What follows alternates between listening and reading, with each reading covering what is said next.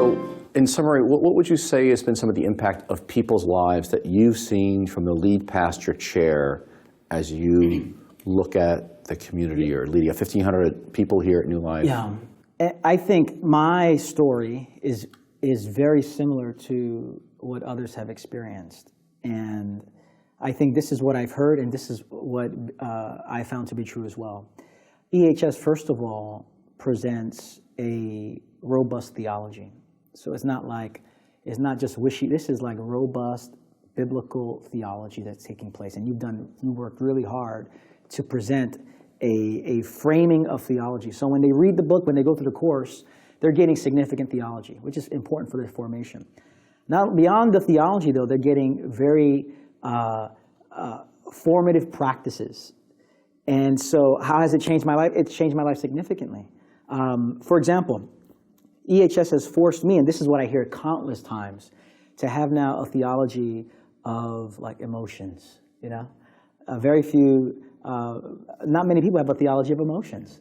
There's good emotions, and then there's bad emotions. And it's our task as a Christian not to focus on the bad emotions. We wouldn't say bad, we say difficult emotions. What are those difficult emotions that we have? And so it's forcing us to not compartmentalize our lives, to deal with the difficult parts of our lives, the anger, the sadness, the grief, all of that, as well as the so-called good emotions of our lives. So it's deep in me in that way, and it's deep in countless people in our church that now have a theology for what they're feeling. I think about the rule of life. Not compartmentalizing every aspect of our lives is important to Jesus. And he wants to transform every aspect. So I've experienced that kind of transformation in countless conversations, looking at people who have realized that I cannot just compartmentalize my spirituality. I think about the genogram, Pete, and you've worked many times with me in my own genogram, and the scripts that I've had.